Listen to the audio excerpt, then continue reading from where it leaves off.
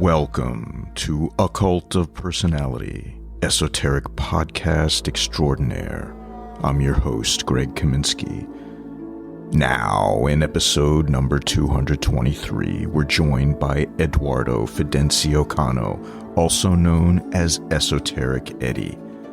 Eddie has been researching the occult and esoteric, hidden history, conspiracies, and more for almost 2 decades, and has authored 3 books: The Lucifer Mystery Revealed, The Anunnaki Theorem, and Crystal Lattice Mind Illusion. You can find him on YouTube at Esoteric Eddie TV and Instagram at Esoteric Eddie. This was a really fun interview because Eddie and I delved into all of our favorite esoteric lore, starting with Lucifer and the significance of this popular figure in occultism. From there, we explore the Anunnaki mythology, Nephilim, biblical connections, the origins of humanity, and much more. We go deep into alternative history, touching upon the research Eddie has done to reveal the true origins of religion, humanity, and the creators. This interview is dope, not only because of the subject matter, but because Eddie is a completely independent researcher who's an autodidact, an author, and runs a YouTube channel that's still growing. With his easygoing and down-to-earth style, it's understandable why he has such a devoted following. A Cult of Personality podcast is made possible by you, the listeners, and by the subscribers to chamberofreflection.com, our membership website, who aids us in the cause of informed, authentic, and accessible interviews about Western esotericism. Thank you again. Because of your support, we're able to bring you recordings of this caliber and many more to come. The intro music is Awakening by Paul Avgerinos, and the outro music is Dark Secret by Visitors. Esoteric Eddie, it's really a pleasure to speak with you today. I've been following your work from a distance for, I would say, a year and a half, maybe, but definitely 2022, like you came on my radar. I was like, oh, this guy's got some information here. One of the things I like about you is that you are kind of self-directed in your research and you kind of like follow your own path, but you're not a lightweight in any way in that regard. So rather than me blabbing about you, why don't you introduce yourself and give us a taste of some of the work that you put out? Absolutely. Well, thank you for having me, and thank you to everybody for listening. Glad to be here. Yeah, so my name is Eddie. I go by Esoteric Eddie online. I've been researching the occult, the conspiratorial, the esoteric for about 15 years now. I'm 28 years old now, and I started diving into this stuff right around 13 years of age, getting into the internet searches, reading books, and all that kind of stuff. But my entire life has revolved these subjects. As far back as I can remember, I've been having experiences that have led me to this knowledge. For example, one story that I frequently tell is when I was in first grade, I remember reading this book about dinosaurs and knights and stuff like that, and dragons. And somewhere in that book, just in between, in the middle, they mentioned the Holy Grail and how knights were after it and all these different legends. And I still remember the image to this day. You know, it was a picture of a cave with a bunch of relics, and in the middle was this golden cup. And I didn't know what that was about, but it stuck in my mind. And of course, later I found out that the Holy Grail story is about the Knights Templars, the possible bloodline of Jesus, or the possible shifting around of the Ark of the Covenant. You know, and that's just one instance. And another instance was when I was about 8 years old, my grandpa told me that, you know, he had seen a UFO. And that really changed the course of my life because I grew up in a religious family, both Catholic and Christian. And my grandpa used to be a pastor. So for him to tell me that he saw a UFO and that it kind of like shifted his idea about God was huge for me as a kid. So all my life, I've had a lot of experiences that have led me down this path. But the more serious professional work that I've been doing has been the greater part of the past 5 years. But for the most part, generally speaking, in the past 15 years, I've been really, really digging into this stuff. And in 2021, I released a book titled The Lucifer Mystery Revealed. And that book kind of really put me on the scene with a lot of the podcast community. And all of 2022, as you said, I was kind of making my rounds, and a lot of people heard about me. In 2022, I was featured on probably over 50 podcasts, close to 60 podcasts, touring The Lucifer Mystery Revealed, and also touring the second book that I released in 2022 titled The Anunnaki Theorem. And I'm currently working on my third book, which will be out this April. And aside from the books, I also have a YouTube channel that I dropped right around the same time of the Lucifer book in December of 2021. And that channel is Esoteric Eddie TV. And that's had great success as well. And I've been dropping documentaries and videos almost every week for the past year or so. Sweet. That's awesome. Well, congratulations on all of your prolific work. It's really sweet to be able to put out a couple books, YouTube channel, all the podcasts. I've heard a number of interviews with you. I think my favorites were probably Tinfoil Hat with Sam Tripoli, but I really am intrigued by the things you're researching and talking about. And so that was really cool that you reached out to me, and I appreciate the fact you're persistent about it, because I just suck with email and communication in general. So thank you for that. Absolutely. Thank you. I'm glad to be here. For sure. So I guess the first thing I wanted to ask you about is your book about Lucifer, because I feel like you did address a subject that is, for whatever reasons, confused people over the ages far too much, it seems. So can you tell us who is Lucifer historically, and why all the confusion? Absolutely. All right. So Lucifer comes to us through the prophet Isaiah. So in other words, without the words of the prophet Isaiah in the Old Testament, there wouldn't be no Lucifer. The famous Lucifer verse, "How art thou fallen from heaven, O Lucifer," comes from Isaiah 14:12. And Isaiah was a royal prophet and scribe. He worked alongside the kings of Jerusalem. And from what we can tell, he was a real figure. We found some cylinder seals containing his name and stuff like that. So as far as we know, he was a real figure. But Isaiah was writing right around the time of the onset of the Babylonian exile. So the Babylonians were descending upon the Middle East and taking a lot of people captive, and they were taking the elites of Jerusalem captive. So Isaiah was writing right around that time, and he was prophesizing the downfall of the Babylonian kings. And so he was looking at his world, what was going on around him, and he was writing a prophecy and also condemning the Babylonians.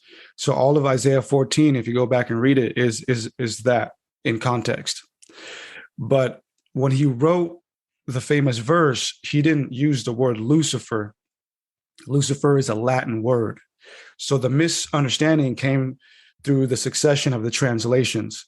So in English, we see Lucifer as an uppercase pronoun, as a name. From the English, we got the English from the Latin. And in the Latin is where we actually see the word Lucifer for the first time, because it's a Latin word comprising of two root words, lucis, light, and fere, to hold or to bring, Lucifer. And that's where the occult got the idea of Lucifer being the light bringer. And in the Latin version, the Latin Vulgate, Lucifer is used as a lowercase word, an adjective, and it's used multiple times throughout the book, throughout the Bible.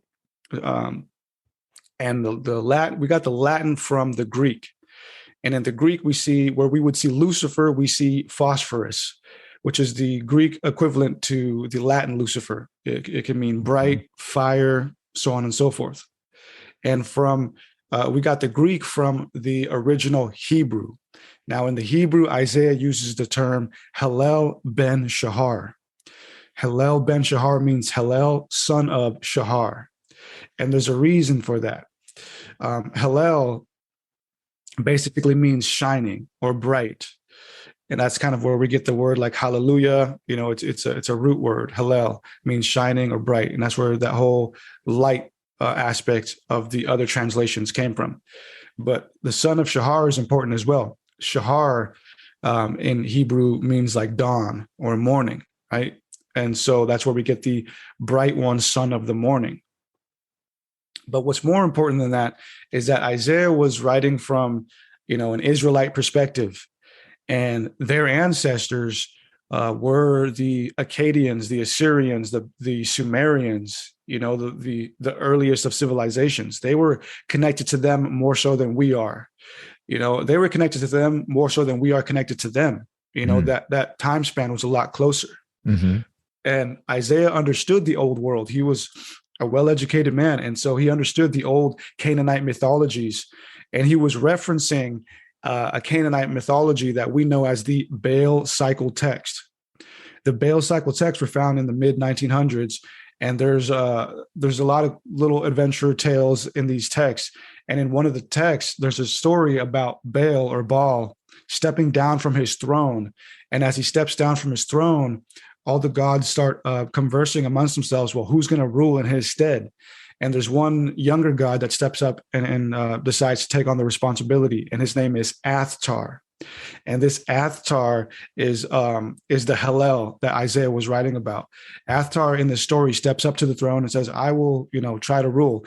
But in a funny manner, it turns out that he's not even big enough to sit on the throne, like his feet are dangling or something. So they say, nah, you're not big enough, man. You got to step down.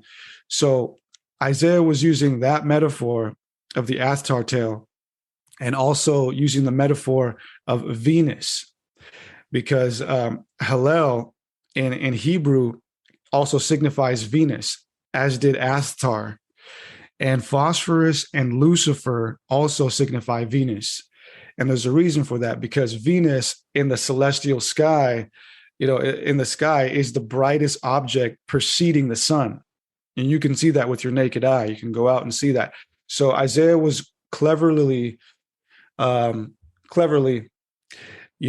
these entendres on top of what he was trying to say. He was trying to say that the Babylonians are like Hallel ben Shahar. They are like Venus. They think that they are something bright. They think that they are something that can step up to the throne of God, but in time they will be overshadowed.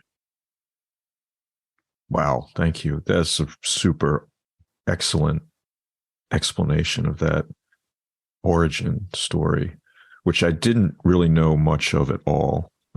So that's pretty sweet. How long did it take you?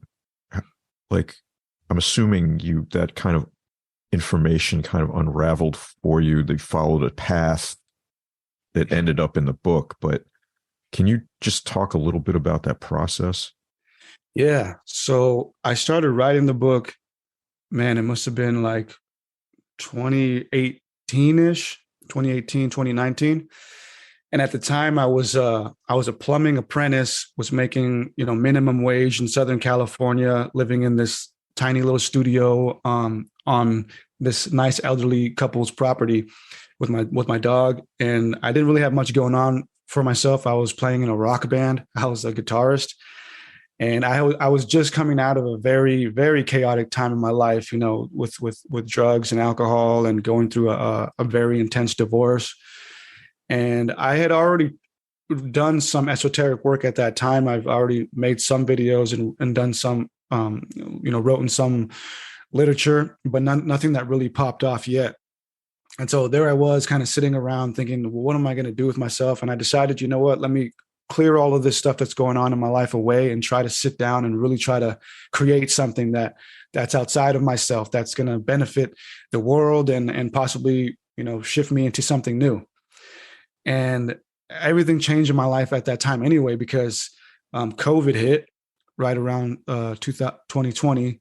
So COVID hit, that put a halt on everything. I left the band, and then I also got a awesome offer as a plumbing technician in Northern California. So I left everything and everybody I knew within 2 weeks' notice. They said, "Hey, if you can get here in 2 weeks, we'll give you the job."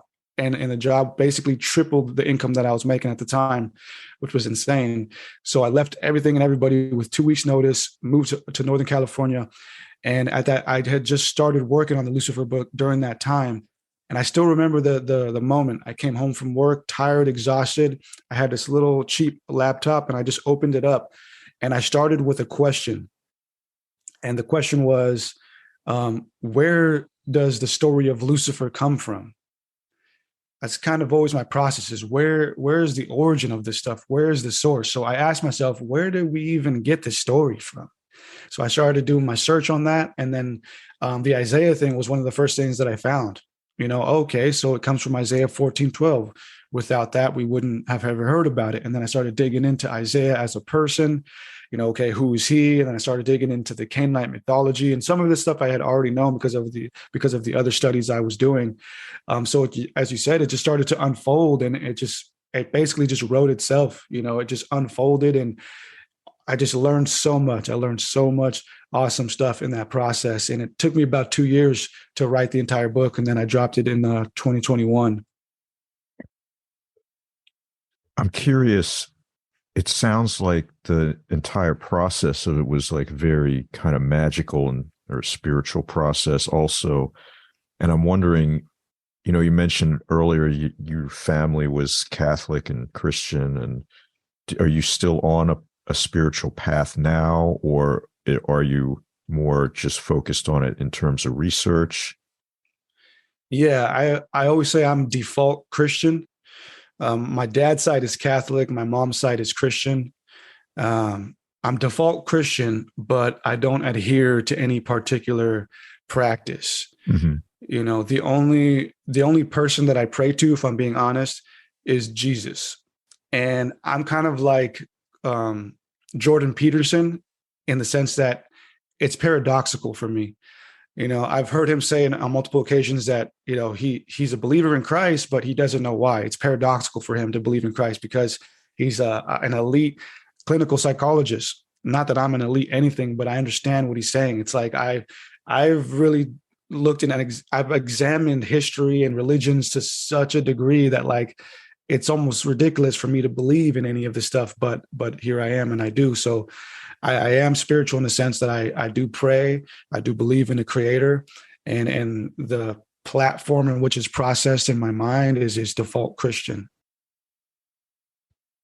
I don't know. On some level, I think faith is a total mystery. And while I may participate in it, I do not understand it. Yeah. Yeah, straight up, man. Sometimes I can be cynical, Actually, most of the times I'm cynical, but when it comes to my personal process, I got my own personal reasons why I believe and why I do that stuff. But a lot of times I find that believing in this stuff and expressing a belief in it is more about helping the people around you, not go insane, because I can deal with my own trials and tribulations. That's fine. But I'm starting to find that the work that I do and the mission that I have for myself in this life is more about instilling faith and hope in other people who otherwise wouldn't have the same discipline and regimen to just deal with life head on like I do. Can you say more about that? Yeah, absolutely, man. I mean, ever since I was a kid, I've always kind of been elected to be a leader, and I've never wanted to be, really. I've always been an introverted person, never really liked attention. But ever since I was a kid, for some reason, like I was always elected to be like the leader of the friend group or something. And I've always been helping people, and this is something I just realized recently. I'm actually getting ready to house a friend for almost a month, and she loves your show, by the way. Oh, And awesome. she's going through a lot in life. And I said, you know what, I got a space for you, come hang out, come get yourself gathered and rebuild. And I realized that wasn't the first time I've done that. And I let my best friend live with me in my parents' house back when we were like teenagers.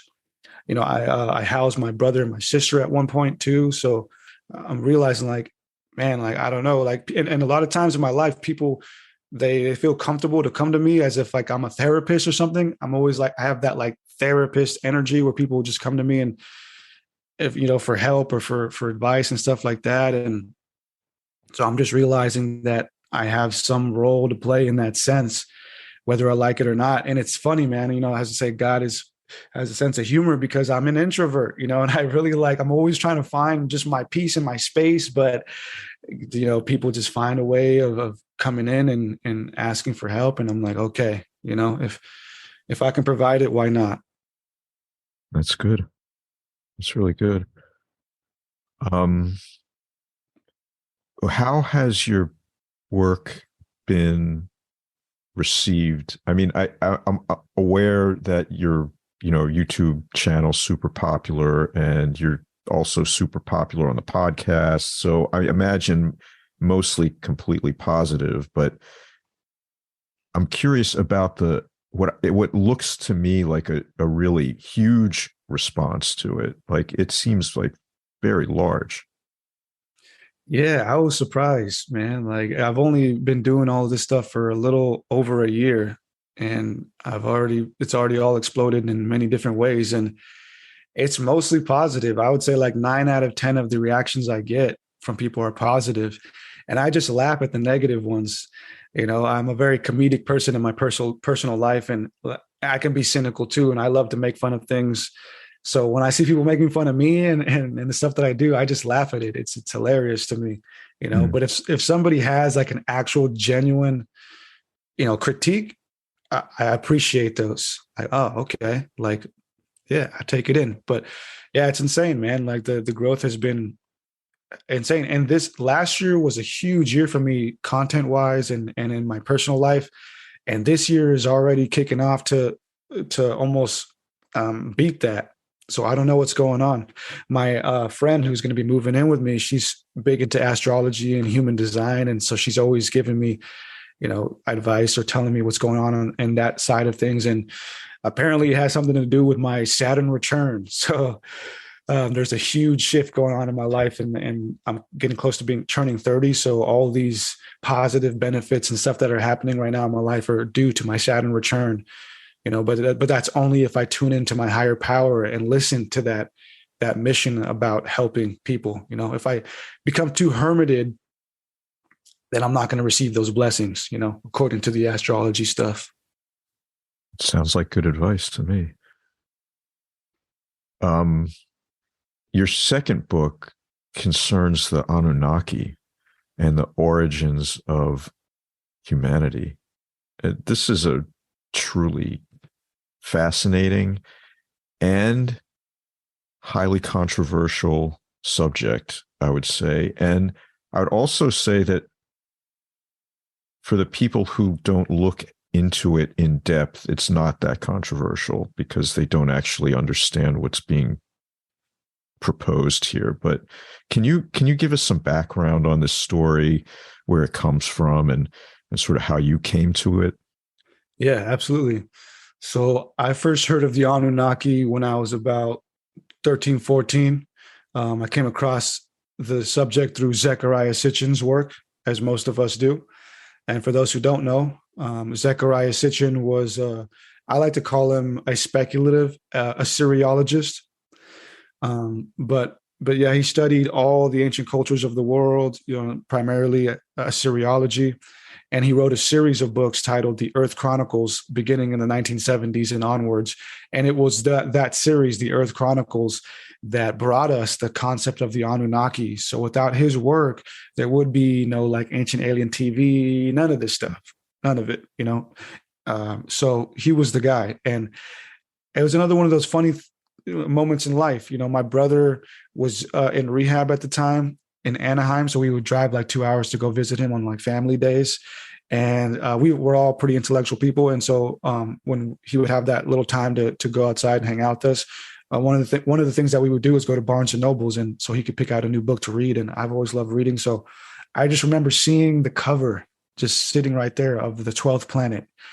And I'm like, what? Looking at it, and it says nonfiction. And I'm like, no way, nonfiction. Like, okay. So I just started reading it, and it just blew my mind, especially coming from a religious background, because I grew up with the Bible, and I've always loved the stories of the Bible, and I've always loved the mystique of it. Never liked the institution of it, but always liked the mystique of just the stories and the history. And so he took it to an extreme and was like, well, this is what the Bible is really, really about.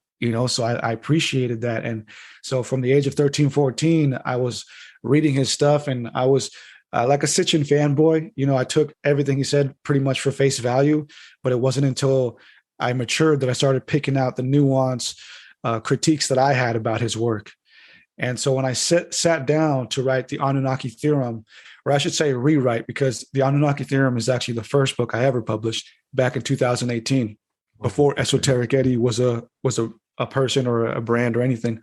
But that book was terrible. I was not a fortified researcher or writer at that time, although I've always loved writing and researching. But so in 2022, I sat down and I gutted the entire thing and rewrote it. And I decided to look at the subject through my own eyes. I tried to stay away from Sitchin's work as much as possible. So I tried to look at all the information through my own critical research, and came to my own conclusion in the Anunnaki Theorem. So I don't want you to give away like parts of the book that are unique and or what makes it attractive to purchase, obviously. But I'm curious if you can tell us a little bit about the story and why it's so freaking mind-blowing. Yeah, absolutely. Yeah, and I don't have any problem, telling the big secrets of my books on podcasts, because people who are going to read it are still going to read it, and there's no way I could tell you every detail anyway. Right. So there's a lot of details in the books that you should go check out. And also, if people aren't ready to buy the books, I have documentary versions of both of my books on my YouTube channel that you can watch for free. Oh, nice. The Lucifer Mystery Revealed and the Anunnaki Theorem, 2 brief breakdowns. But again, if you want the full presentation, then the book is the best way to go. For sure. But okay, so the Anunnaki, of course, starts with the Sumerians. Without the Sumerian civilization, we would not have the Anunnaki. So who are the Sumerians? The Sumerians are what we would call the first sophisticated civilization within the modern timeline.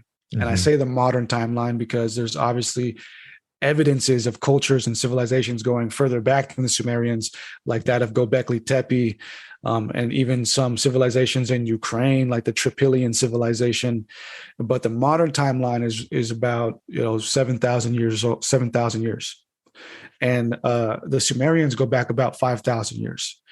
So they arose right around 3,500 BC. And they strangely came onto the scene as like a full-fledged civilization with language, with writing, with schools, governments, and all this kind of stuff. And they knew themselves as the Sagiga, the black-headed people. And that's either because they might have been melanated people or because of their hair color. There are different theories or debates on that, but they called themselves the Sagiga. They were called the Sumerians by the Akkadians, which meant land of the kings, Sumer or Sumerians, people of the kings. And there's a reason for that, because the Sumerian civilization was actually never a unified kingdom. They were always city-states, and they were always warring with each other.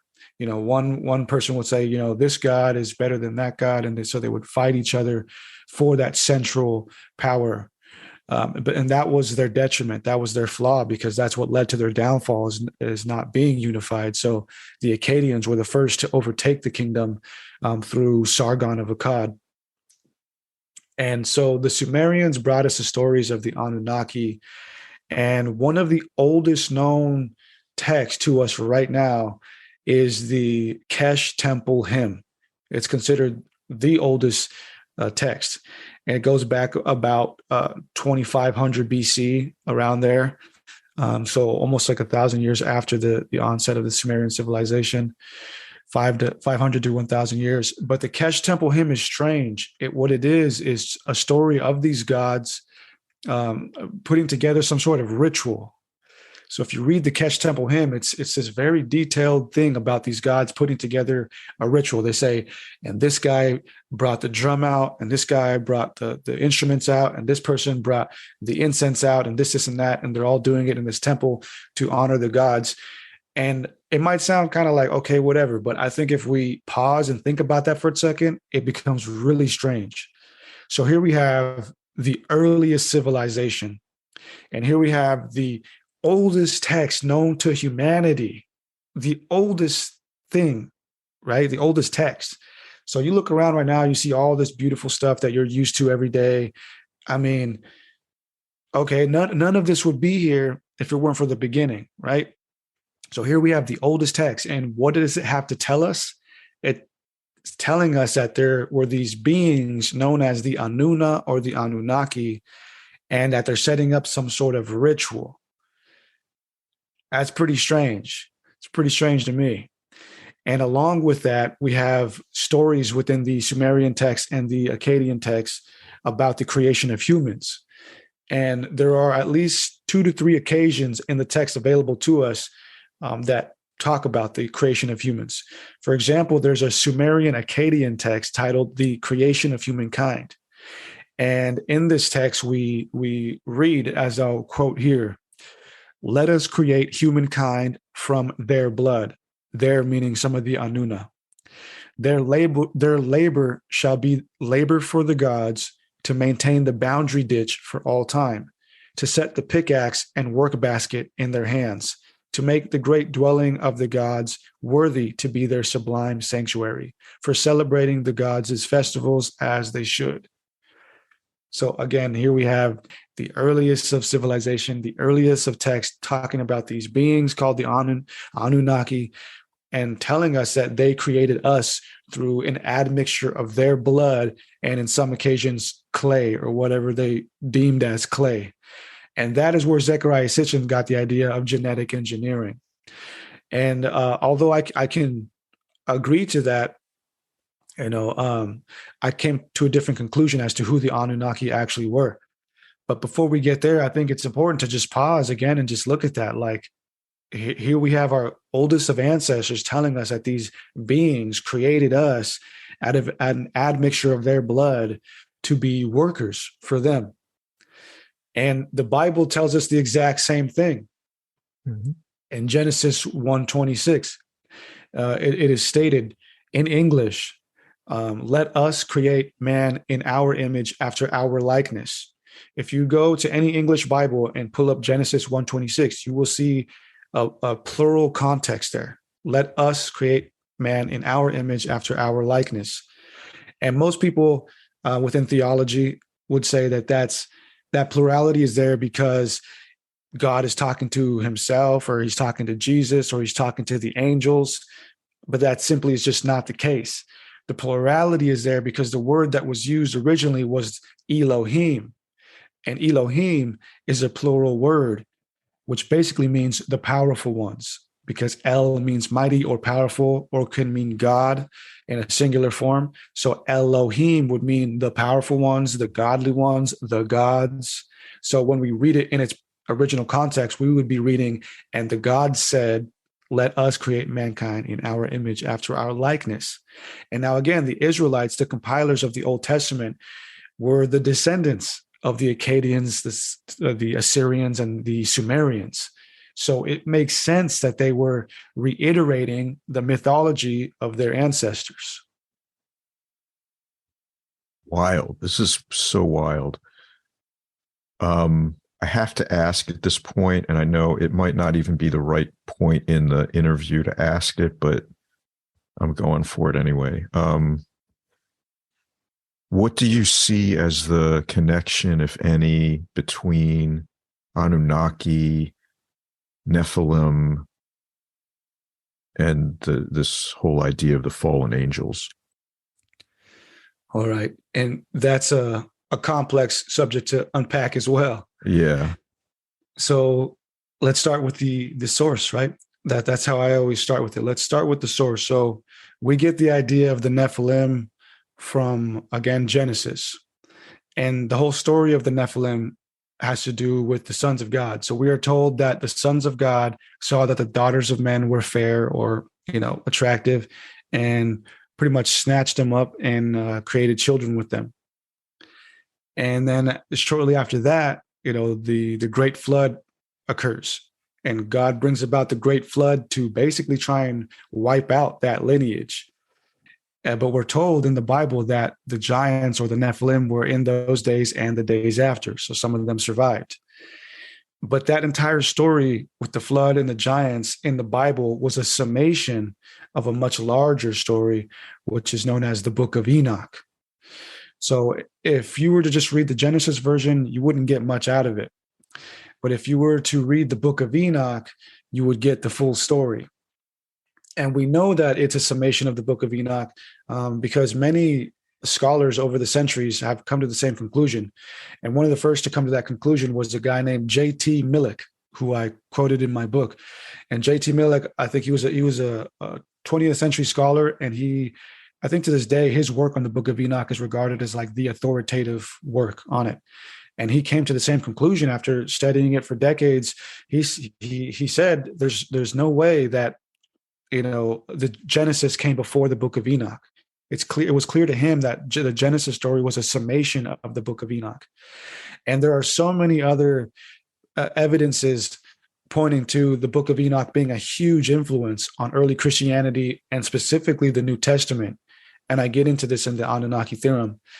And so the Book of Enoch tells us that there was a group of fallen angels, about, I think, 300 of them or 600, one of those two, and that they descended onto Mount Hermon, and that they all conspired to go against basically Yahweh and to do what Genesis said, to snatch up some human females and make children with them, but also to teach some of the men and women of earth some secrets, some divine secrets as they were deemed then. And some of these secrets were, weirdly enough, like the secrets of makeup, the secrets of abortion, the secrets of weaponry, and some other stuff.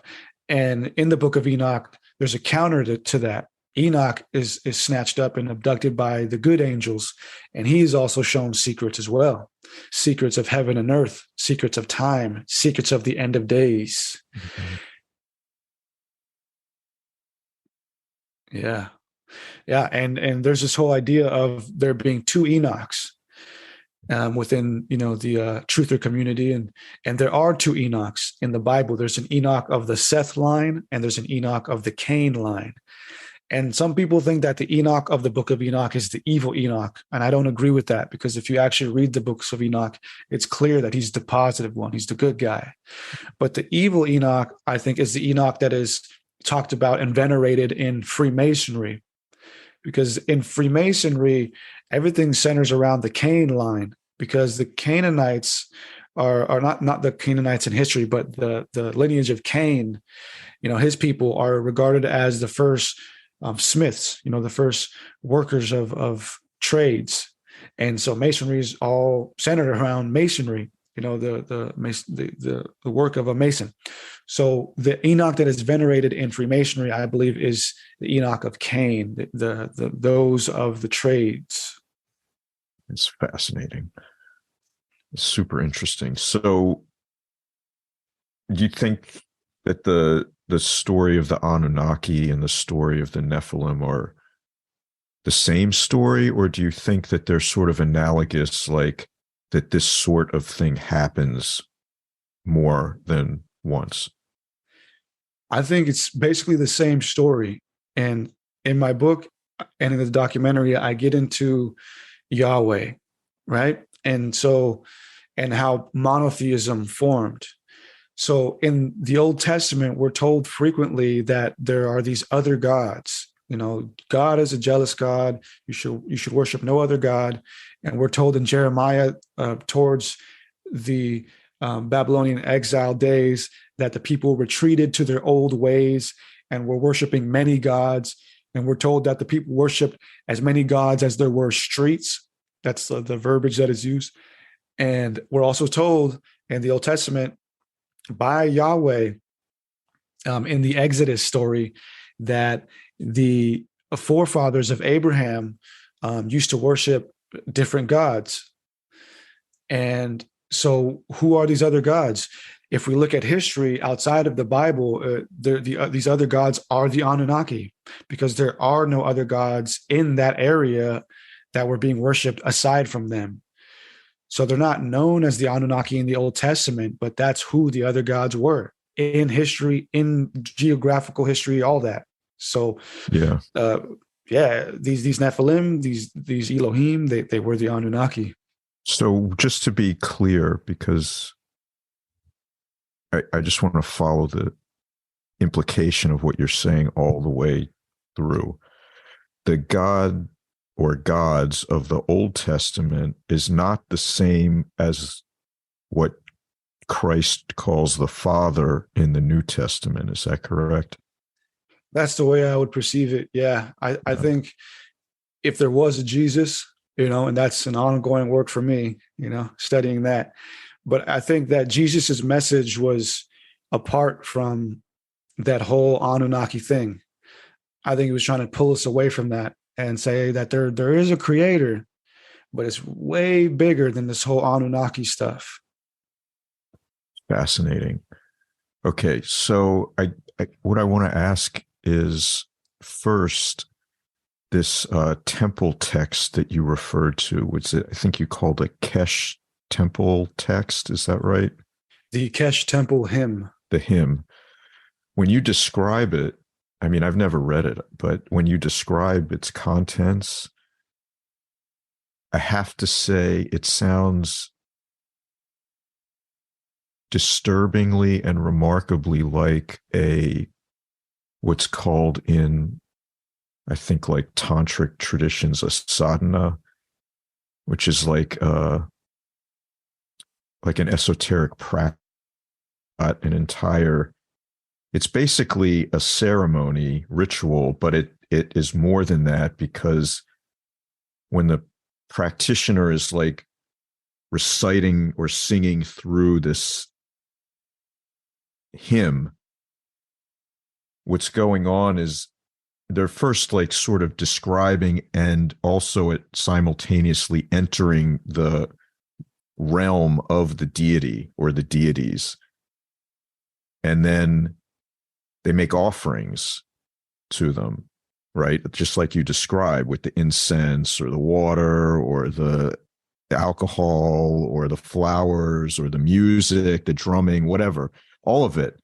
And then to sort of entice or seduce the gods to come down and accept their offerings, and then entertain their requests for whatever, the case may be. In that case, I'm not sure exactly what it is or was, but I find that fascinating because it reveals the possible existence of like a spiritual technology that's existed from the beginning of, as far as we can go back, the beginning of human civilization.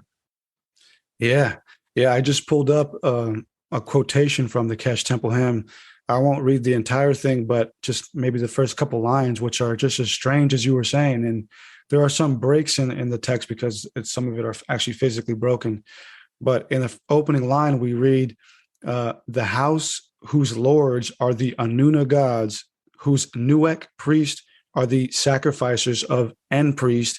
That means there's a break, holds the lead rope dangling. The Atu priest holds the staff. The ... brings the ... waters. The ... takes his seat in the holy place. The Enkum priest bow down.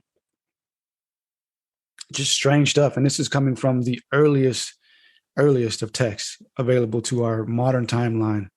Yeah. So, I mean, it could describe like how to do a ritual, but it can also be like a ceremony that is sort of the way to invoke the deities, the gods, the Anunnaki.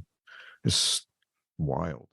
And right now, I'm finishing up my third book, which is actually going to transcend all the topics that I've been working on, and it's actually going to tackle the concept of consciousness, the subconscious, and the simulation reality.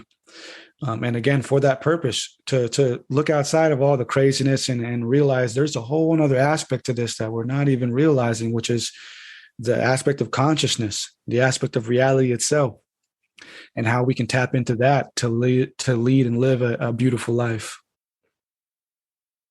Yeah, that's wonderful. I'm really glad you're exploring that. I feel like your research and your work is like just expanding and expanding and expanding to cover like more and more meaningful topics. And that one is really like the ultimate in my mind because, well, I mean, that would start a whole nother podcast. Absolutely. I'm sure I'll be back, man. The book should be released in April, so not too long from now.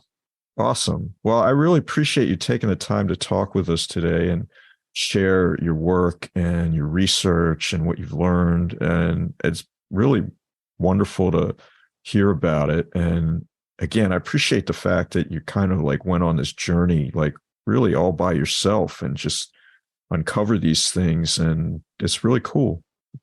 Thanks, dude. I really appreciate that. It means a lot.